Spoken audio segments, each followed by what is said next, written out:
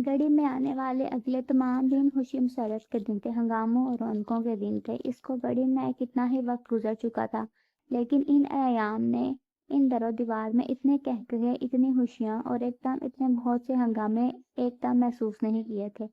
سیمابی طبیعت سرد نثار ہر وقت پروگرام بناتے رہتے، جہاں پہاڑی دریاؤں کا برساتی پانی اوپر سے نیچے آبشار کی صورت میں گرتا ہے۔ آج وہاں باربیکیو ہوگا، ڈان ایک نعرہ لگتا، میں ڈیوٹی تقسیم کرتا ہوں۔ وہ ہاتھ میں کاغذ پینسل لے کر انچارج بن جاتے، ہان گل چیزوں کے لیے ٹرانسپورٹ کی فراہمی کا بندوبست کرے گا، کیا کیا چیزیں ہوں گی اور کتنی تعداد میں، سارا رب نواز اس کے ذمہ دار ہیں۔ شیریں ہان انٹرٹینمنٹ کا بندوبست کریں گی اور ہاں پکانے والوں کی دیکھ بھال خانم بیلا کے ذمہ رہے گی۔ رہ گئے وہ بور قسم کے افسر اعلیٰ دانیال ہان، ان کے ذمہ معاف کیجیے گا، شاید میں شرکت نہ کر سکوں۔ بیلا نے دبی دبی سی آواز میں معذرت کی۔ ہنگامہ ہیز پارٹی کی ہنگامہ اپنا عروج پر تھا، کسی نے اس کی اتنی دبی دبی معافی سنی بھی نہیں تھی۔ میوزک اونچی آواز میں بج رہا تھا، بیبے بار بار کانوں پر ہاتھ لگانے کے باوجود اس شور شرابے میں سرشار سی بیٹھی تھی۔ معاف تو آپ کو تب کیا جائے گا جب اس معافی کا سبب معلوم ہو۔ سرجن نثار اس کے سامنے آ گئے۔ مجھے تھوڑا سا کام ہے، میرا خیال ہے آپ کے افسر اعلیٰ ایسے ظالم نہیں اور اتنے بور بھی نہیں۔ ایلو وہ بھی آ گئے، ہاتھ کنگن کو آرسی کیا کھلے دروازے سے دھیمے دھیمے مسکراتے ہوئے اور بے تحاشا شور سے ہلکی سی ناگواری کی اظہار پر پیشانی چڑھائے دانیال ہان گروپ کی طرف بڑھ تھے، جو فلور کشن پر بے ترتیب پڑے افریمچیوں کی طرح میوزک پر چٹکیاں بجانے کی کوشش کر رہے تھے۔ شیریں خوش دلی سے مسکراتی اٹھی، اور اب تو بیلا سے کیا شاید کسی بھی یہ چھپا نہ رہا کہ کیوں شیریں اپنی تمام تر تنگ مزاجی اور چڑچڑا پن چھوڑ کر دانیال ہان کو دیکھتے ہی کھل اٹھتی تھی۔ ہمیشہ سنجیدہ اور لیدی رہنے والے دانیال ہان اس کو دیکھ کر مسکرانا نہیں بھولتے، لیکن شیریں کی قسمت کے ان تک پہنچنے سے پہلے انہیں سرجن نثار نے اچک لیا۔ آہا دانیال ہان، اس محفل میں اس وقت آپ کا ذکر ہو رہا تھا، اور ادارہ جواب میں وہ اپنا کھسا پٹا شعر نہ پڑھیے گا جو موقع محل کے مطابق بھی۔ دراصل ہم ایک پکنک ترتیب دے رہے ہیں اور خانم بیلا کو آف ڈیوٹی کی اجازت درکار ہے۔ بیلا کا منہ رنگا گیا، بات کو اس انداز میں تو اس نے لیا بھی نہیں تھا۔ فضول باتیں نہ کرو، انہوں نے ناگواری سے کہہ کر اپنے راستوں کو پھر اسی طرف موڑ لیا جہاں خوش باش ہستی مسکراتی ایک ہستی ان کے منتظر تھی۔ ہم بڑے مزے کا پروگرام بنا رہے ہیں۔ اچھا، وہ خوش مزاجی سے آرام دہ صوفے پر دراز ہو، کیا پروگرام ہے؟ اور پروگرام سنانے سے پہلے براہ کرم یہ گل گپاڑا بند کر دو۔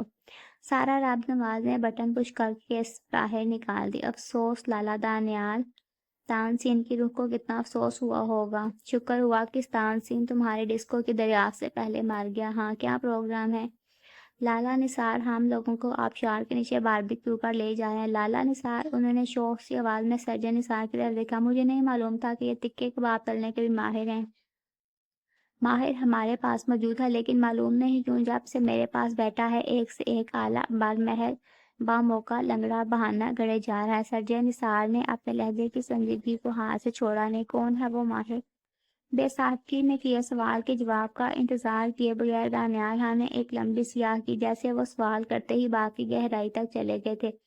انہوں نے ایک مرتبہ بھی بیلا سے رسماً نہیں کہا تھا کہ آپ ضرور چلیے، کیا حرج ہے نا؟ انہوں نے سرجن نثار کی بات کا جواب دیا تھا کہ آیا اس کو آف ڈیوٹی مل سکتا ہے یا نہیں، گویا وہ بالکل بیکار، بے حقیقت اور فضول سی چیز تھی۔ اسی لیے اس نے سرجن نثار اور سارا رب نواز کے بہت اصرار کے باوجود بڑے احترام اور بڑی محبت سے معذرت کر لی تھی۔ بیبے اکیلی ہیں، کافی کام باقی ہے، کانٹریکٹرز وغیرہ کی پارٹی عنقریب وزٹ کرے گی۔ مجھے اصل میں بیبے کے بغیر کہیں آنے جانے کا مزہ نہیں آتا، نہ جانا چاہے انسان تو بہانے بے حساب، دلیلیں بے شمار۔ اس نے سوچ لیا تھا کہ وہ خود کو بے وقت نہیں کرے گی۔ نثار اور سارا کی محبت کا احترام اپنی جگہ، بیبے کو اصرار کو بھی وہ سمجھ رہی تھی، لیکن وہ اس پارٹی سے بچنے کے لیے صبح سے چھپتی پھری، حتیٰ کہ وہ شور مچانے والا اور ہنگامہ کرنے والا قافلہ گھر کو ویران کر کے چلا ہی گیا۔ وہ معمول کے مطابق بیبے کے پاس آ بیٹھی، پھر سرجن نثار کے احترام میں اسے رات کے کھانے کے لیے اپنے پاپا کی پسند کے 2 کھانے بنائے۔ یہ عجیب اتفاق تھا، سرجن نثار ہر اس کھانے پر مرتے تھے جو ان کے گھر میں اکثر پکتا تھا، کالی توریاں اور سبز مسالے کا گوشت۔ وہ کچن میں تھوڑی دیر مصروف رہ کر واپس اپنے کمرے میں چلی گئی۔ رات کے کھانے سے پہلے وہ لوگ واپس آ گئے۔ بیبے باہر کے خطروں سے گھبرا کر آسمان کی طرف پھونک پھونک کر ورد کر رہی تھی۔ وہ آئے تو بے پرواہ تھے ان کے پیٹ بھرے ہوئے اور جسم تھکے ہوئے تھے۔ اس کے بعد بھی سرجن نثار نے ڈٹ کر کھانا کھایا اور جی بھر کر طریقی۔ وہ عجیب سادہ کھلے دل کے آدمی تھے۔ کوشش کے بعد اگر کوئی شخص اس کو واقعی دوستی کے لائق لگا تو وہ سرجن نثار تھے۔ وہ جتنی دیر اس کے آس پاس رہتے اس کی کسی نہ کسی بات کی تعریف میں زمین آسمان کے خلابے ملا کر اس کا خون بڑھاتے رہتے۔ باقی لوگ برائے نام ہی کھانا کھا رہے تھے کیونکہ دن بھر انہیں خوب چگا تھا، لیکن وہ بے تحاشا خوش و آزاد تھے۔ عام طور پر جب ان کی محفل میں دانیال خان نہ ہوتے تو وہ اتنے ہی خوش ہوتے، کہے جیسے ابل ابل کر گرتے۔ دانیال خان کی زندگی بہت مصروف تھی۔ سارا دن ان کے پاس گزار کر ان کا میزان بہت خرچ ہوا تھا۔ وہ اپنے آفس میں جا بیٹھے تھے۔ وہ ان کی محفل میں جتنا بھی ریزرو رہتے، دانیال خان کے بغیر ان کا گزارا بھی نہیں تھا۔ صبح ناشتہ کرنے سے پہلے سرجن نثار واپس چلے گئے۔ وہ لوگ ناشتہ کرنے میز پر آئے تو معلوم ہوا کہ دانیال خان نے ان کو صبح کی نماز کے ساتھ ہی پشاور روانہ کر دیا ہے۔ کیونکہ سرجن نثار کا آج کلینک میں کوئی اہم دن تھا، شاید باقی سب لوگ ان کے ارادوں سے آگاہ تھے سوائے بیبے اور بیلا کے، کیونکہ وہی دونوں اس خبر پر حیران ہوئے تھے۔ بیبے الفاظ کی صورت میں اور بیلا لفظوں کے بغیر۔ بیبے ہم لوگ ان کو گھڑی کے گیٹ تک رخصت کرنے گئے، پھر پیدل واپس آئے، اور ہاں آپ کے لیے انہیں ایک تحفہ بھی دیا ہے۔ تحفہ؟ بیلا نے حیرت سے سر اٹھایا۔ سارا اسی سے مخاطب تھی۔ ہاں تحفہ، ٹوکن آف فرینڈشپ کے طور پر انہوں نے یہی کہا تھا۔ وہ کیا چیز ہے؟ اس نے حیرت سے پوچھا۔ بوجھو، پہلے سائز پھر موٹائی پھر دیگر سوال آیا وہ نرم ہے یا سخت؟ اگر واقعی انہوں نے کوئی تحفہ دیا ہے تو وہ کتاب ہوگی۔ ہائے، سارا نے حیرت سے شیرین کی طرف دیکھا۔ کمال ہو گیا، تحفے کو تو کمال پوچھو، اور اس قدر یقین سے، لیکن دینے کے معاملے میں شک۔ وہ دوڑتی ہوئی اپنے کمرے میں گئی، ایک کم موٹا لیکن خوب چوڑا سا پیکٹ اٹھا لائی۔ بیلا نے سب کی موجودگی میں پیکٹ کھولا اور سب کے جھکے ہوئے سروں کے درمیان سے پتلی پتلی کتابیں نکال کر میز پر رکھ دیں۔ یہ 4 کتابیں تھیں، کلام بلے شاہ، کلام بابا فرید رحمان بابا اور دیوان غالب۔ پیکٹ پر سکاچ ٹیپ سے اٹکے وش کارڈ پر لکھا تھا، ہم کسی سے نفرت نہیں کرتے ہیں نا۔ وہ ایک دم چپ ہو گئی۔ یہ سب لوگ خان تھے، قبائلی علاقوں سے تعلق رکھنے والے، اپنی اپنی ذات اور زبان کے قیدی۔ ان میں صرف وہ دونوں ہی باہر کے تھے، ان سے اجنبی تھے اور غیر۔ گویا یہاں جو عام طور پر غیر پٹھانوں سے نفرت کی جاتی ہے، اس کا شکار صرف وہ ہی نہیں، سرجن نثار بھی تھے۔ سرجن نثار کے سادہ سے چھوٹے فکرے میں اس کو شکایتیں نظر آ رہی تھیں، تعصب تھا، ملامت تھی۔ بیلا کو لگا اس کا سہارا لے کر یہ کسی اور کو سنانے کی کوشش کی ہے، لیکن وہ کوئی اور اس چھت کے نیچے کون ہو سکتا ہے؟ اس کے حلق میں نمکین پانی اٹکنے لگا۔ واقعی وہ یہاں عمر بھر کی خدمت میں زندگی بھی تیاگ دے تو اس علاقے کے لوگ اس کو قبول نہیں کریں گے، سوائے بیبے کے، اور بیبے کی بھی ڈر کے خوف سے آہستہ آہستہ ہاں انکل بھی شاید اس کو اس علاقے میں مان لیں، اگر وہ ان کی شرائط پر پوری اترے، وہ ان جیسا لباس پہنے، ان کی زبان بولے۔ لیکن اس میں بھی کوئی گارنٹی نہیں۔ شیرین تمکنت اور غرور سے گردن اٹھائے تحفے سے بالکل بے نیاز سارا سے پشتو میں کچھ کہہ رہی تھی۔ سرجن نثار کی موجودگی میں جو عام اردو بولی جاتی تھی اب اس کا لحاظ نہیں رہا تھا۔ رات کو ہر کام سے فارغ ہو کر اس نے فرصت سے ان کتابوں کا مطالعہ کیا۔ ان کتابوں کی پرنٹنگ بہت اچھی تھی، بہت قیمتی کاغذ استعمال ہوا تھا۔ بائنڈنگ بھی لاجواب تھی، تیل سے چپڑے خیز جیسا ٹائٹل، دریوں، قالینوں اور فرشی دو تہوں کے ڈیزائن۔ اسے افسوس ہوا یہ لوگ گورنمنٹ کے ساتھ ٹیکس ادا کرتے ہیں، حکومت پاکستان کے وفادار ہیں، لیکن پھر سرداری اور جاگیرداری کے نشے میں چور چور۔ اسے سرجن نثار کے دکھ کا بہت دکھ ہوا۔ وہ پنجاب سے تھے، قسمت نے ان کو پنجاب میں سرحد میں لابس ہے، اور جانے سرحد ان کو کب اپنائے گی۔ وہ ان کی دی ہوئی کتاب کو ورق کر کے بہت دھیان اور بہت احتیاط سے پڑھتی رہی۔ گو وہ خود آسانی سے پشتو یا پنجابی شاعری سمجھ نہیں سکتی تھی، آخر میں کچھ معنی تھے، اور یہ غالب تھا اس کا اپنا۔ کس کے گھر جائے گا صلا بلا میرے بعد؟ اس نے نرم تکیہ آتن پیٹ پر رکھا، لیمپ آف کیا، نائٹ بلب بستر کے ساتھ ٹک کیا۔ ایک تواتر سے آہستہ آہستہ وہ غالب کا مصرع دہرانے لگی، وہ تو خود ایک صلا بلا تھی، اور پتہ نہیں کس کے گھر جائے گی۔ رات آہستہ آہستہ گزر رہی تھی، اس کو لگا اس کے دروازے کے باہر کوئی ہے۔ اسے شدید نیند آئی تھی اور غالباً وہ سو بھی گئی تھی۔ کتنی رات گزر گئی تھی، پہلے اسے شک گزرا سارا شیرے وغیرہ کسی پروگرام کی تیاری میں مشغول ہیں شاید، لیکن اتنی رات کا ایک سائڈ ٹیبل سے اٹھ کر گھڑی اٹھا کر دیکھی، چمکتے سنہری ڈائل رات کے 2:15 بجے کا پتہ دے رہے تھے۔ وہ بیدار ہو گئی۔ اتنی رات کے اس کے دروازے پر کون ہو سکتا ہے؟ اس کا کمرہ تو راستے میں بھی نہیں پڑتا کہ کوئی اتفاق سے جاگنے والا یہاں سے گزرا ہو۔ وہ مکمل طور پر بیدار ہو گئی تھی اور ہلکی ہلکی خوفزدہ اسے لگا اس کے دروازے پر جو کوئی ہے شدید تکلیف میں مبتلا ہے اور آہستہ آہستہ اس کو پکار رہا ہے۔ وہ بے ساختگی میں دروازے کی طرف بڑی کے بولٹ کھولے لیکن ٹھٹک کر رک گئی۔ لیکن تکلیف میں مبتلا کوئی شخص اس کے پاس کیا کرنے آیا ہے؟ وہ تو ڈاکٹر بھی نہیں ہے۔ بیلا دروازے پر جیسے کس نے انگلی سے دستک دی، دھیمی آواز، دبا ہوا لہجہ اور ایک لمبی سیاہ۔ وہ دروازے کے بالکل قریب کھڑی تھی اور یہ آواز تو وہ لاکھوں آوازوں میں شور میں بخوبی پہچان سکتی تھی۔ اس کی نیند بالکل بھاگ گئی۔ اس نے بے ساختگی میں کی ہول گھما کر دروازہ پورا کھول دیا۔ اس کا اندازہ غلط نہیں تھا کہ آپ جاگ رہے ہیں۔ دانیال خان نے ایک ہاتھ سے سہارا لے کے اس کے دروازے کی چوکھٹ پکڑ رکھی تھی۔ وہ ایسے لباس میں تھے جیسے اب باہر سے آئے ہوں، فل بوٹ، گرم جیکٹ میں۔ ان کے چہرے کی تکلیف چھپی نہیں تھی۔ جی کیا آپ تھوڑی دیر کے لیے میرے ساتھ آئیں گی میرے کمرے میں؟ وہ اپنی بات کہہ کر اس یقین سے مڑ گئے جیسے وہ ان کی ہر بات کبھی ٹال ہی نہیں سکتی تھی۔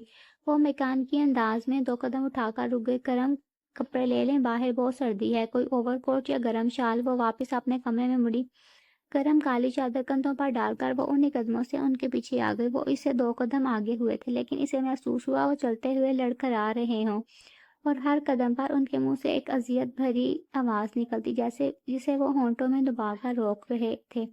اس کے باوجود اس کے قدم ہموار، ترتیب سے اور تیز سے ضرور رہے تھے۔ اس کو ان کا ساتھ دینے کے لیے دوڑنا پڑتا۔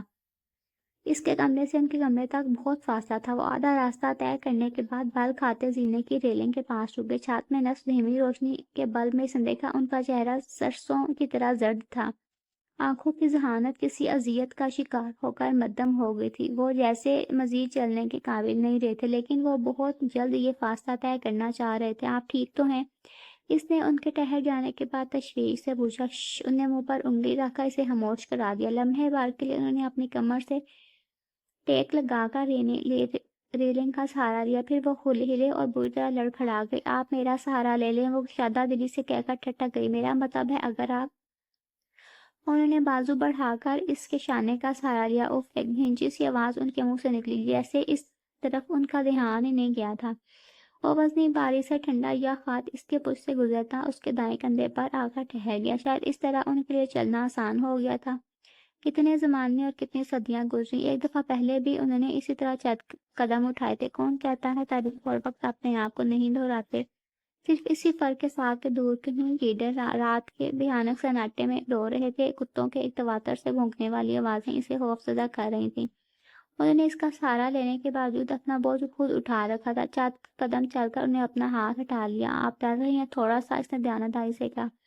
یہ جنگل ہے اور آس پاس ہر طرح کے جانور ہیں، ہر طرح کے۔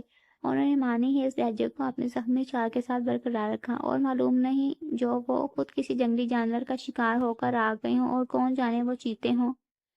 اور آپ کو ڈرنا نہیں ہے کیونکہ میں آپ سے بہت مشکل کام لینے والا ہوں۔ انہوں نے تکلیف کی ایک اور لہر ہونٹوں میں کھچلی۔ وہ دل ہی دل میں مضبوط اور بہادر ہو گئی۔ پتہ نہیں وہ جس مدد کے لیے بلائی گئی تھی اس قابل بھی ہو کہ نہیں، لیکن اس کو کسی نہ کسی طرح قابل بن کر دکھانا ہی ہے۔ اور سامنے ہی دانیال خان کے کمرے تھے، بل کھاتے سینے کے اوپر لائبریری، نیچے تہخانہ اور ساتھ ساتھ ان کی آفس۔ وہ سیڑھیاں اترنے اور چڑھنے کی بجائے اپنے سونے والے کمرے میں داخل ہو گئے۔ آئیے۔ انہوں نے دروازہ کھول کر اندر آنے کے لیے راستہ بنایا جیسے وہ ان کے گھر مہمان آئے تھے۔ ہاں، وہ کرسی پر بیٹھے تو ایک لمبی طویلہ جیسے ایک مدت اور وقت نے انہیں سینے سے دبا رکھا تھا پھسلتی چلی گئی۔ آپ کو زحمت تو ہوگی، ذرا یہ چادر تو دیجیے۔ اوڑھنے والی خوبصورت سی سفید چادر انہوں نے بوٹ کے نیچے رکھی اور آہستہ آہستہ فل بوٹ کے تسمے کھولنا شروع کر دی۔ یہ پردے اچھی طرح گرا دیں، اندر کی روشنی باہر بالکل نہیں جانے چاہیے۔ رسمی فکروں کو بالائے طاق رکھ کر انہوں نے احکامات جاری کرنے شروع کر دیے۔ شاید لفظوں میں ضائع کرنے کے لیے ان کے پاس وقت نہیں بچا تھا۔ اس نے مشینی انداز میں ہک کھینچ کر چاروں طرف کے پردے برابر کر دیے۔ تیز مسٹرڈ رنگ کے ویلوٹ کے پردوں نے یقینی طور پر روشنی کے انعکاس کو ناممکن بنا دیا ہوگا۔ احتیاطاً اس نے شیشے کے لاک چیک کیے۔ یہ تو اسے پتہ چل گیا تھا اندر جو کچھ ہونے والا ہے نہایت رازداری کا معاملہ ہے، لیکن کیا ہونے والا شاید اس کے فرشتے بھی یہاں تک نہیں سوچ سکتے تھے۔ دائیں پاؤں کے فل بوٹ کے تسمے کھول کر ایک اذیت ناک آواز نے جوتا اتارا تو ایک ہلکی سی چیخ اس کے منہ سے نکل گئی۔ سوری! اس نے اپنا منہ اپنی ہی ہتھیلی کے زور سے بھینچ دیا۔ ان کا فل بوٹ خون سے تتر بتر سفید چادر پر گر پڑا تھا۔ ابھی تک ان کی زخمی ٹانگ سے سرخ خون تھڑے چپکے ہوئے تھے۔ ڈر رہی ہو بیلا؟ انہوں نے بلا شبہ تکلیف کی شدت میں اسے شدید اپنائیت سے پکارا تھا۔ میں واقعی برا آدمی ہوں، آپ ٹھیک سمجھی ہیں۔ میں 1 سے زائد مرتبہ آپ کو اس آزمائش میں لا چکا ہوں۔ وہ خاموشی سے ان کے زخمی پاؤں کے نزدیک ٹوسانو بیٹھ گئی۔ اس وقت وہ ان سے بحث کی پوزیشن میں نہیں تھی، ورنہ وہ اس سے ایک کہی کہانیاں منسوب کرنے کی وجہ ضرور دریافت کرتی۔ اپنے ہاتھ دکھائیے، انہیں اس کے پھیلے ہوئے دونوں ہاتھوں میں دبا کر چھوڑ دی۔ اتنے یخ نہیں اور کام بھی نہیں رہے، اسی لیے میں نے آپ کا انتخاب کیا اور آپ کے سوا کسی کا کار بھی نہیں سکتا تھا۔ بیلا، میری پنڈلی میں گولی لگی ہے۔ انہوں نے ہانپتے ہوئے سانس کے ساتھ خود کو کرسی سے جیسے نیچے قالین پر گرا لیا۔ اور یہ گولی آپ کو نکالنی ہوگی۔ اوہ، دہشت زدہ ہوگی، کیوں نہ گڑی کے ڈاکٹر کو بلا لیں۔ کوئی ڈاکٹر نہیں، انہیں قطعیت سے کہا۔ کسی اور کو اٹھا دیتے ہیں، قیمت خان کو۔ کوئی کسی کو نہیں، انہیں برہمی سے اس کی بات کر دی۔ قیمت خان کو تو کسی قیمت پر نہیں، اور آپ کو مباحثے میں دیر نہیں کرنی چاہیے، اور اگر کچھ دیر اور گزری تو جس میں بڑا خوفناک انفیکشن شروع ہو جائے گا، یعنی زہر پھیل جائے گا۔ وہ اپنے اسی غیر رواداری والے لہجے پر پلٹ آئے تھے۔ بیسمنٹ میں جائیے، نچلی الماریوں میں سے انتہائی لیفٹ والی الماری میں میرا ٹول باکس پڑا ہے، وہ اٹھا لائیے۔ اور اتنی خاموشی سے، اتنے دبے پاؤں جیسے بلی جاتی ہے۔ اس نے ایک نظر ان کی طرف دیکھا، احکامات کی تعمیل میں چپ چاپ باہر نکل آئی۔ ان کی حصے میں جہاں کسی بھی ناموزون جگہ بیدار ہو سکتی ہے، تو اس سے سیڑھیاں اتر کر نیچے چلی گئی۔ معلوم نہیں اس کو بیسمنٹ کی بجلی جلانے کا اختیار ہے بھی یا نہیں ہے، کہیں بجلی، لیکن بجلی جلائے بغیر نہ الماری تلاش کر سکتا ہو سکتی تھی۔ بہت جلدی وہ ٹول باکس لے کر بغیر کوئی آواز پیدا کیے واپس آ گئے۔ وہ فرش پر بیٹھے بیٹھے بولے، آپ نے محسوس کیا باہر کسی قسم کی کوئی آواز تو نہیں؟ میرے خیال میں تو سب سو رہے ہوں۔ آپ یہ بکس میرے پاس رکھیے اور ڈریسنگ روم سے میرا میڈیکل بکس اٹھا لائیے۔ وہ نہایت تابعداری سے کمرے اور غسل خانے کے درمیان والے ڈریسنگ روم کی وارڈروب سے ان کا میڈیکل بکس اٹھا لائیے۔ یہ لیمپ بالکل نزدیک ہے، یہاں اس طرح ایسے۔ شاباش۔ انہیں ٹول باکس کھول کر ایک تیز دھار چاقو نکالا۔ اس کی دھار کو انگلی پر چیک کیا، ذرا اس کو آگ پر سرخ کر لیجیے۔ اس کے سناٹے نکل گئے۔ اسے ایک لمحے سے پہلے اس کے گمان میں بھی نہیں تھا وہ اسے کیا کام رہنے والے ہیں۔ بیلا، وہ بہت نرم روی سے کہہ رہے تھے، میں نے آزمایا بھی ہے اور دیکھا بھی۔ آپ بہت بہادر ہیں، بہت باہمت لڑکی ہیں، لیکن یہ کوشش آپ ہی کر سکیں گی۔ یہ اچھا مذاق ہے، بار بار اس کو ایک مصیبت دکھا کر یقین دلایا جاتا ہے کہ وہ بہادر ہے، بہت بہادر، حالانکہ میں بہت بزدل ہوں۔ اس نے سوچا، میرا بھی ایسے واقعات پر جی چاہتا ہے کہ میں ہسٹیرک ہو جاؤں، چیخیں ماروں، زور زور سے رو پڑوں، لیکن بس میں صرف برداشت کر لیتی ہوں۔ وہ بھی اپنی تکلیف برداشت کر رہے تھے، حالانکہ وہ دیکھ رہی تھی کہ دم بدم ان کی تکلیف میں کتنا اضافہ ہو رہا ہے۔ وہ چہرے پر کوئی تاثر لائے بغیر تیز دھار چھری آگ پر تپانے لگی۔ چھری کی دھار تپ کر سنہری ہو گئی تھی۔ بس اب اس کو ایک طرف رکھ دیجیے اور بڑے دھیان سے میری بات سنیے۔ وہ اتنا دھیان کہاں سے لاتی؟ اس نے چھری اٹھا کر پیتل کے ڈیکوریشن والی پلیٹ پر رکھ دی۔ حکم کے وہ جب ان کے قریب آ گئی، ہاں، انہوں نے اس کے دونوں ہاتھ پکڑتے کہا، آپ یہ تھوڑے سے ٹھنڈے ہو گئے ہیں اور کام بھی ہیں، لیکن اتنے نہیں۔ آپ یہ کوئی اور ہوتا تو اب تک بے ہوش ہو چکا ہوتا۔ وہ اتنی اذیت میں مسکرا رہے تھے، تکلیف اٹھا کر اس کی ہمت بڑھا رہے تھے۔ اس نے گہرا سانس لیا۔ اسے گلے میں پڑے بہادری کے ڈھول کو تو بجانا ہی تھا۔ میں ڈری ہوئی نہیں ہوں، شاید تھوڑی سی سردی۔ آپ بتائیے، آپ کیا کرنا ہے، یہ دیکھیے۔ انہوں نے میڈیکل باکس کھولا۔ یہ گاز ہے، یہ کاٹن سفید رنگ کا سفوف، اس کا ٹرین پاؤڈر ہے۔ آپ اس جگہ کٹ لگائیں گی، اس چمٹی سے گولی کھینچ لیں گی، یہ سرخ والی دوائی لگا کر یہ ڈھیر سارا پاؤڈر الٹ دیں گی۔ اس کے فوراً بعد آپ کو ڈریسنگ کرنی ہے، اور اگر میں بے ہوش ہو گیا تو یہ سالٹ میری ناک سے لگانا ہے۔ اس کا دل جیسے دھڑکنا بھول کر ایک جگہ رکا ہوا تھا، سانس ٹھہر گئی تھی۔ وہ کسی ماہر سرجن کی طرح سینئر طالب علموں کو بڑی بے حیائی سے جیسے کسی اور مرض کی سرجری کی تفصیل بتا رہے تھے۔ اور اگر میں شوم گھبرا جاؤں یا میری چیخ نکل جائے تو آپ نہیں گھبرائیں گی نا؟ افراتفری میں کسی کو بلانے نکل جائے گی۔ آپ تیار ہیں؟ جی، اس نے ثابت اور صاف آواز میں کہا۔ تو بسم اللہ پڑھیے۔ وہ اٹھی تو اس کے قدم دڑکھڑائے تھے، لیکن غنیمت ہوا کہ دانیال زخموں سے بھیگی روئی سے خون پہنچ رہے تھے۔ اس کا چہرہ تکلیف کی شدت سے نیلا نیلا تھا، لیکن وہ ہر مرتبہ اس سے آنکھیں ملتے ہی مسکرا دیتے۔ وہ صبر و ضبط کے اعلیٰ ترین میدان جیت کر سرخ روئی اور بہادری سے بیٹھے بیلا کے اندر کہیں رقم ہوئے جا رہے تھے۔ وہ چپ چاپ چھری اٹھا لے۔ چھری آپ ٹھنڈی ہو گئے تھے۔ اس نے ان کے کہنے کے مطابق پہلے ڈیٹول والی روئی سے ڈس انفیکٹ کیا۔ دائیں ٹانگ کی روئی میں وہ ابری ہوئی چھوٹی سی بلٹ تقریباً باہر ہی پڑی تھی۔ لیمپ کا شیڈ نیچے جھکا کر اس نے تمام تر محویت سے چھری ان کے زخم پر رکھ کر دبائی۔ اللہ! نچلا ہون دانتوں میں بھینچ کر انہیں اپنا منہ دوسری طرف پھیر دیا۔ بیلا ہلکی ہلکی سسکیوں کی صورت میں اپنا نام ایک تواتر سے خون کی بوندوں کی طرح اس کے کان میں ٹپک رہا تھا۔ چھری آہستہ آہستہ گھماتی ٹانگ میں گھاؤ گہرا کر دی، حتیٰ کہ پیتل جیسی وہ چھوٹی گولی باہر کو لٹک گئی۔ اس نے ڈس انفیکٹ شدہ چمٹی سے کھینچی گولی ٹین سے پیتل کی پلیٹ پر گرائی۔ آدھا مرحلہ بحیر و خوبی گزر گیا، لیکن دانیال خان کو زخموں کی شدت سے چور چور بے ہوش ہو سا گر گیا۔ اس کا سر ایک طرف لٹکا ہوا تھا، آنکھیں غنودگی کی حالت میں نیند کھوئی تھی اور ٹانگ سے تیز سے خون بہہ رہا تھا۔ اس نے ٹانگ سے دھیان ہٹا کر 2360 والی شیشی ان کی ناک کی طرف بڑھی۔ میں ٹھیک ہوں، انہوں نے نکاہت سے اس کا ہاتھ پکڑا کہ آپ ڈریسنگ کیجیے۔ تیزی میں جھک کر پاؤڈر اور بدبودار مذکورہ دواؤں کے چھڑکاو کے بعد آہستہ آہستہ پٹی کسنے لگی۔ موٹی روئی اور ٹھنڈے پانی کے بار بار چھینٹوں سے خون بہنے کی رفتار میں کمی آ گئی تھی۔ کسی بھلے وقت میں کیا فرسٹ ایڈ کورس کام ہی آیا، ورنہ کوئی زخم کے ایسے حصے پر آسانی سے پٹی باندھ بھی نہیں سکتا تھا۔ وہ کسی چابک دست ڈسپنسر کی طرح بڑی محویت سے ڈریسنگ کے بعد تقسیم کر رہی تھی۔ اذیت ناک مراحل رات کے اس چلتے پیر میں آہستہ آہستہ گزر ہی گئے۔ اس نے وہیں بہت سے فلور کشن ادھر ادھر بچھا کر ان کے لیے قالین پر ہی آرام دہ بستر تیار کر دیا۔ خون آلود چادر سمیٹ لی، ٹول باکس اور میڈیکل باکس ایک طرف دھر دی۔ آپ کے لیے دودھ لاؤں؟ گرم دودھ اچھا رہے گا۔ نہیں شکریہ۔ انہوں نے وہیں تکیوں پر دراز ہو کر آنکھیں موند لیں۔ چیزوں کو اپنی اپنی جگہ پر رکھ کر میرے واپس آئیے اور دھیان سے میری بات سنیے۔ ان کی بند آنکھوں سے کے اوپر پریشانی پر لکیروں میں تکلیف لکھی تھی۔ ان کا رنگ ایک دم ہی سفید پڑ گیا تھا۔ اس وقت ان کا دودھ کے گرم گلاس کی شدید ضرورت تھی، لیکن وہ شاید اس کا برچی آنے جانا پسند نہیں کرتے تھے، کیونکہ اس طرح جاگے جانے کا ڈر تھا۔ اسٹڈی میں رکھے فریج میں دودھ ندارا تھا۔ آپ کو بلیک کافی دے دوں؟ ہاں، یہ ٹھیک رہے گی۔ انہوں نے آنکھیں کھولی تو وہ سست بھی تھیں اور تھکی ہوئی بھی۔